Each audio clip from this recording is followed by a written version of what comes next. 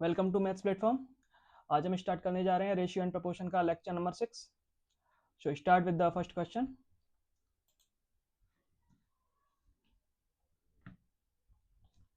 दो व्यक्ति की आय का अनुपात 9:7 तथा उनके व्यय का अनुपात 4:3 है। यदि दोनों में से प्रत्येक 20 रुपये प्रति माह बचत करता है तो उनकी मासिक आय क्या होगी? सो ए और बी ये दो पर्सन है। इनकी इनकम का रेशियो 9:7, ठीक है। एक्सपेंडिचर यानी खर्चा, व्यय जिसको बोलते हैं, उसका रेशियो 4:3। प्रीवियस लेक्चर में हमने क्रॉस प्रोडक्ट मेथड के बारे में पढ़ा था, तो मैं उसी तरीके से इस सवालों को कराने जा रहा हूँ। और सेविंग्स का रेशियो, सॉरी सेविंग्स का रेशियो नहीं है, सेविंग्स तो दे रखी है उसने। दोनों 20 रुपये प्रति माह बचाते हैं तो दोनों साइड 20-20 आ जाएगा। अब देखिए इसका गुणा में इसमें और इसका गुणा इसमें, 9 × 27 और 7 × 28। तो 27 और 28 का गैप कितना होगा? एक।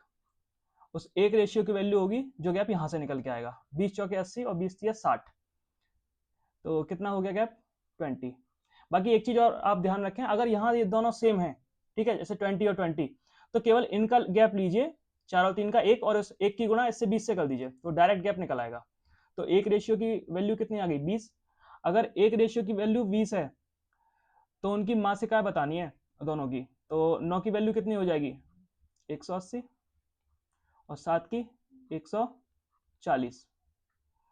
सो फर्स्ट ऑप्शन मेरा आंसर हो जाएगा। नेक्स्ट,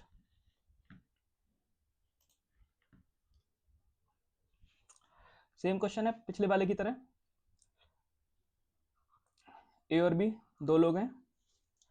इनकम का रेशियो दे रखा है 5:4, ठीक है। तथा व्यय, व्यय यानी एक्सपेंडिचर, उसका अनुपात दे रखा है 3:2। अब दोनों 1600 रुपए बचाते हैं, ठीक है।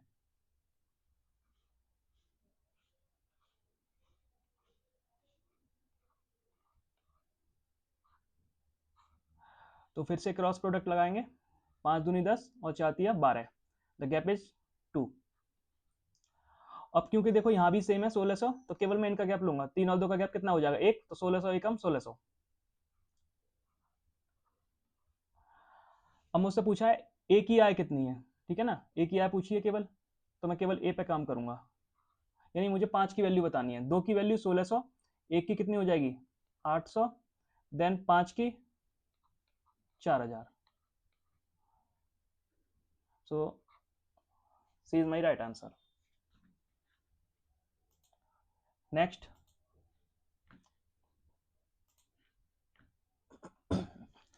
ए और बी की आय का अनुपात 7:5 है।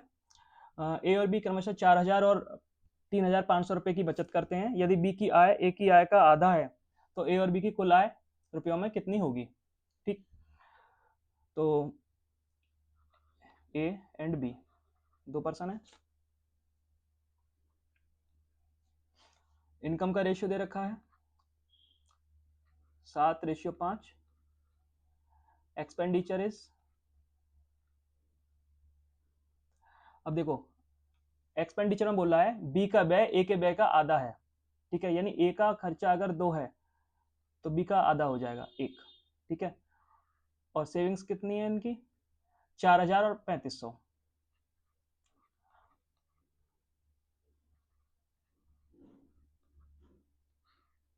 क्रॉस प्रोडक्ट लगाएंगे, 7 एकम 7, 5 दूनी 10, द गैप इज 3। 10 और 7 का गैप 3 हो जाएगा। और 3 की वैल्यू देखो, 35 दूनी 70, 7000 ये हो गई, और ये 4000 एकम 4000, तो 7000 और 4000 का गैप कितना हो जाएगा? 3000। मुझसे पूछा है ए और बी की कुल आय कितनी है, तो कुल रेशियो कितना है ए और बी की आय का? 7 और 5 12। तो 3 की वैल्यू अगर 3000 है तो 12 की वैल्यू कितनी हो जाएगी? 12000। तो ऑप्शन नंबर 2। नेक्स्ट, ये थोड़े अच्छे क्वेश्चंस हैं आगे आने वाले। तो पहला क्वेश्चन पढ़ते हैं। किसी परीक्षा में उत्तीर्ण छात्रों की संख्या अनुत्तीर्ण छात्रों की संख्या की 4 गुनी थी। यदि परीक्षा में 35 छात्र कम शामिल होते और 9 छात्र अधिक अनुत्तीर्ण हो जाते तो उत्तीर्ण और अनुत्तीर्ण छात्रों का अनुपात 2:1 हो जाता। परीक्षा में शामिल होने वाले छात्रों की कुल संख्या कितनी थी? देखो, पास और फेल, ठीक है, और यहां मैं लिखता हूं टोटल। इसमें बोला उत्तीर्ण छात्रों की संख्या अनुत्तीर्ण छात्रों की 4 गुनी थी, यानी ये 4 था, ये 1 था, ठीक है। अगर मैं टोटल करता हूं तो टोटल कितना हो जाएगा? 5 रेशियो, ठीक है। ये पास और फेल का रेशियो हो गया। अब इसमें देखो, ये हाईलाइट वाली लाइन देखो, 35 छात्र कम शामिल होते तो 9 छात्र अधिक उत्तीर्ण होते, ठीक है। यानी कि मैं टोटल और अनुत्तीर्ण जो दे रखा है ये फेल, इन दोनों पे काम करूंगा, टोटल एंड फेल। इस तरीके से ये क्वेश्चन करना आसान होता है। पास और फेल को अगर आप लेके करोगे, मैं उस तरीके से भी सिखाऊंगा, बट वो थोड़ा टिपिकल होता है। काफी लोग इसी तरीके को रिकमेंड करते हैं, बाकी हम दोनों तरीके सीखेंगे। तो टोटल कितना है? टोटल रेशियो कितना है? 5, ठीक है। और फेल का रेशियो कितना है? 1। अगर यहाँ पास की बात करी होती तो मैं पास वाला रेशियो लेता, ठीक है। बाद में रेशियो कितना हो जा रहा है? 2 और 1, तो टोटल कितना है? ये 3। और फेल का रेशियो कितना है? 1, ये वाला 1, ठीक है ना। ऐसा कब होता है? जब 35 छात्र कम शामिल होते, ठीक है, यानी कि टोटल में 35 कम हो जाते, कम यानी माइनस, और 9 छात्र अधिक अनुत्तीर्ण हो जाते हैं, यानी कि फेल वाले 9 बढ़ गए, ये प्लस का 9, ठीक है।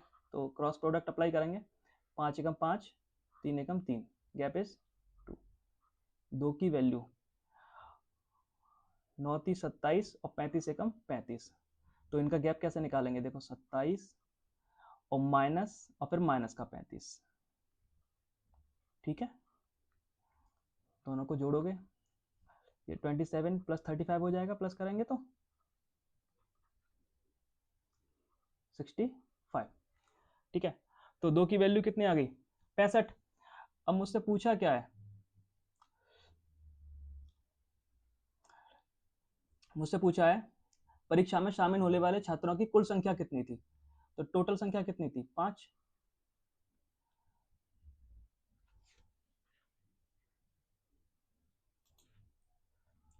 सॉरी, ये 62 होगा।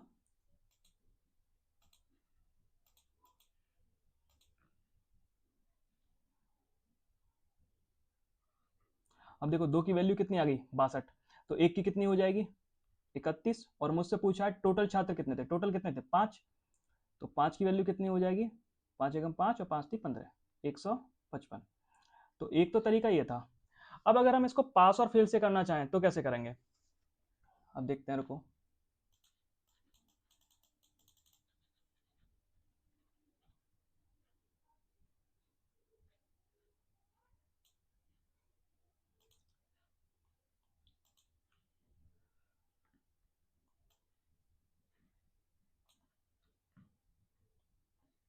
मान लीजिए पास और फेल में मैं लगाता हूँ क्रॉस प्रोडक्ट, तो कैसे लगेगा?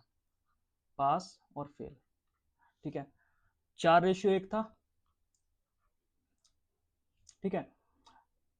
बाद में रेशियो कितना हो जा रहा है? 2:1।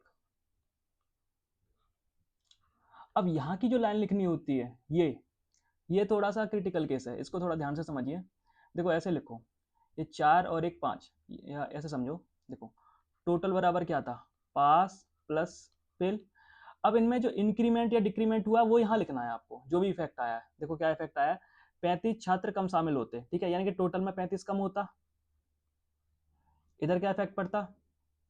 9 छात्र अधिक अनुत्तीर्ण होते, ठीक है, यानी कि फेल 9 और हो गए, फेल 9 और हो गए। पास पे कोई फर्क नहीं पड़ा। पास पास का इफेक्ट मतलब हमको निकालना है।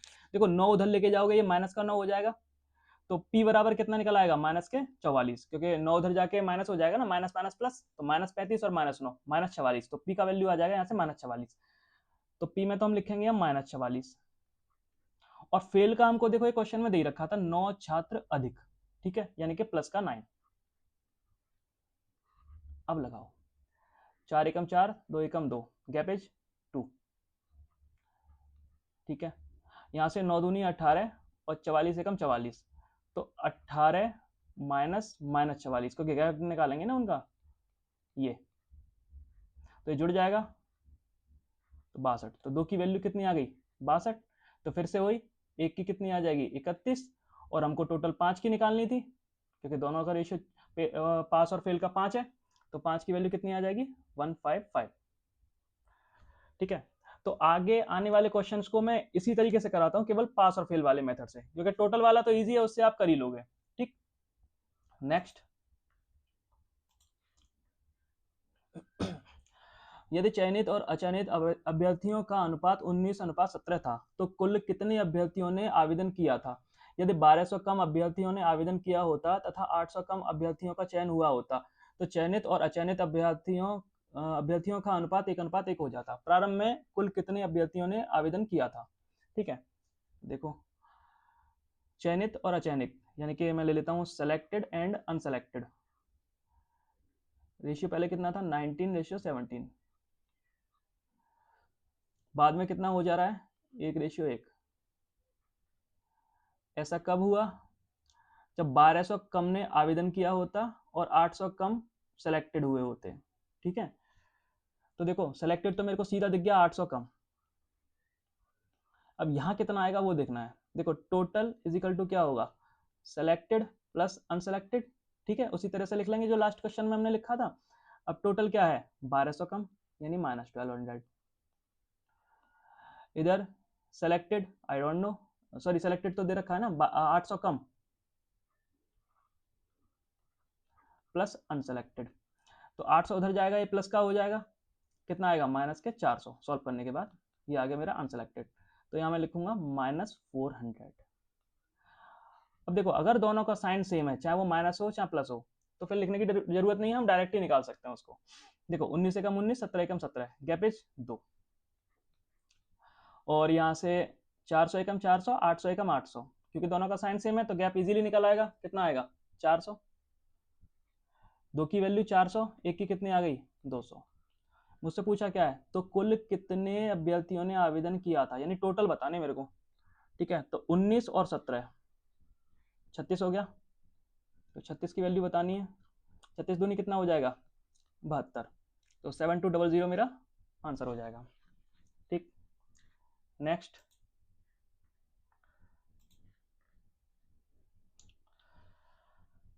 एक परीक्षा में उत्तीर्ण और अनुत्तीर्ण छात्रों की संख्या का अनुपात 25:4 था। यदि एक और छात्र परीक्षा में शामिल होकर उत्तीर्ण हो जाता तथा अनुत्तीर्ण छात्रों की संख्या पहले की अपेक्षा 3 कम होती तो उत्तीर्ण और अनुत्तीर्ण छात्रों का अनुपात 22:3 हो जाता। प्रारंभ में उत्तीर्ण छात्रों और अनुत्तीर्ण छात्रों की संख्या के बीच कितना अंतर था? तो पास एंड फेल लिखेंगे। ठीक, पहले रेशियो कितना था 25:4, बाद में कितना हो जा रहा है 22:3। अब नीचे वाली लाइन थोड़ा सावधानी से लिखेंगे इसको। अनुत्तीर्ण छात्रों की संख्या पहले की अपेक्षा 3 कम होती। ठीक है, यानी कि फेल जो है वो 3 कम हो जाता। अब पास का निकालना है तो वैसे ही लिखो total is equal to pass plus fail, और ये प्रैक्टिस हो जाएगी, ज्यादा टाइम नहीं लगेगा आपको इसमें। तो टोटल क्या है, टोटल पे क्या इफेक्ट पड़ रहा है, एक और छात्र परीक्षा में शामिल होकर उत्तीर्ण हो जाता है, यानी एक और छात्र आया, टोटल में एक की वृद्धि हो गई यानी कि प्लस का 1। ठीक है, पास आपको पता नहीं है, और फेल में क्या इफेक्ट हो रहा था, फेल हो रहा था -3, तो प्लस माइनस माइनस ही हो जाएगा, वो डायरेक्ट लिख सकते हो आप, और ये उधर जाके जुड़ जाएगा, p इज इक्वल टू आ गया 4, तो मैं यहाँ 4 लिखूंगा। अब सॉल्व कर लो, 25 3 75, 22 चौके 88। ठीक है, तो 88 माइनस 75, ये कितना हो जाएगा 13। इस 13 की वैल्यू ये आ जाएगी 22 66 माइनस का, और 4 12, यानी 12 और माइनस का 66 जो कि प्लस हो जाएगा बाद में, डिफरेंट साइन है तो कितनी हो गई 78। तो 13 की वैल्यू कितनी आ गई 78। अगर 13 की वैल्यू 78 है तो एक की वैल्यू कितनी हो गई 6।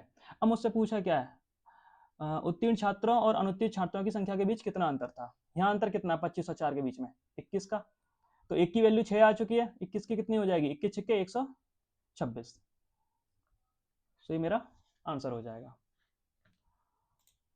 आई होप आपको ये सारे कंसेप्ट क्लियर हो गए होंगे। इसी तरह के और क्वेश्चंस गूगल से निकालिए और प्रैक्टिस कीजिए। जो ना है आप कमेंट में बता सकते हैं, पूछ सकते हैं, और इसी तरह की और चीज़ें सीखने के लिए चैनल को सब्सक्राइब करें, लाइक करें, शेयर करें। Thank you very much.